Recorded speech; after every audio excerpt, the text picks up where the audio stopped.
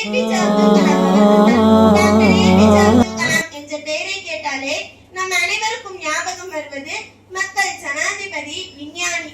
அதையும் தாண்டி அவர் குழந்தைகளுக்கு மிகவும் பிடிக்கும்.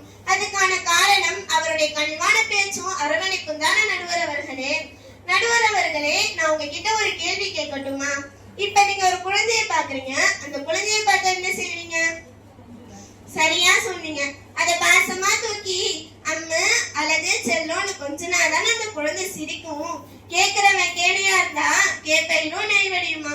இதே என்னோட எதிர நீ சொன்ன மாதிரி அந்த குழந்தைய கண்டிப்பா தூக்கி எரும மாடே என்னத்தான் சாப்பிடுவேன், இவ்வளவு வெயிட்டா இருக்க அப்படின்னு சொன்னா அந்த குழந்தை சிரிக்கவா செய்யும், அழுகதானே செய்யும். நடுவர் அவர்களே, வார்த்தை தெரியாத, மொழி புரியாத ஒரு குழந்தையே கனிவதா விரும்புமே தவிர கண்டிப்பை விரும்பவில்லை. வளரும் பிள்ளைங்க நாங்க, எங்களுக்கு எப்படி கண்டிப்பு பிடிக்கும்? நீங்களே சொல்லுங்க நடுவர் அவர்களே. இவ்வளவு இங்க வந்திருக்கக்கூடிய எல்லாருடைய தாய்மார்களுடைய முகத்தை பாருங்க, உஸ்தாத்மார்களுடைய முகத்தை பாருங்க, எவ்வளவு கனிவு தெரியுது. யார் முகத்திலேயாவது கண்டிப்பு தெரியுதா? எவ்வளவு அழகான சிரிப்பு தெரியுது. கண்டிப்புல இந்த சிரிப்பை பார்க்க முடியுமா நடுவர் அவர்களே?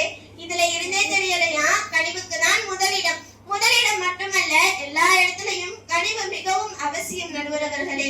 நடுவர் அவர்களே, நான் ஒண்ணு சொல்ல ஆசைப்படுறேன்.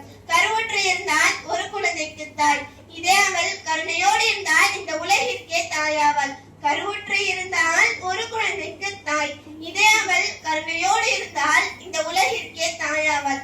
எனக்கு முன்னாடி பேசின சில சகோதரர்கள் கூறினார்கள், கனிவு என்பது நூடுல்ஸ் மாதிரியா, பார்க்க கலர் கலரா இருக்குமா, செம்ம டேஸ்டா இருக்குமா, ஆனா சாப்பிட்டா உடம்புக்கு கெடுதின்னாங்க. அப்படின்னா இல்ல, நான் சொல்றேன், நல்லா கேட்டுக்கோங்க.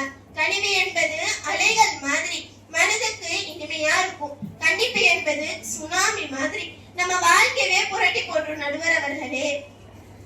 இதுக்கு சரியான உதாரணமா ஒருவருடைய வாழ்க்கை வரலாறு பார்க்கலாம். சில காலகட்டங்களுக்கு முன்னாடி இந்த பெயரை கேட்டாலே மக்கள் அனைவரும் பயந்தனர்.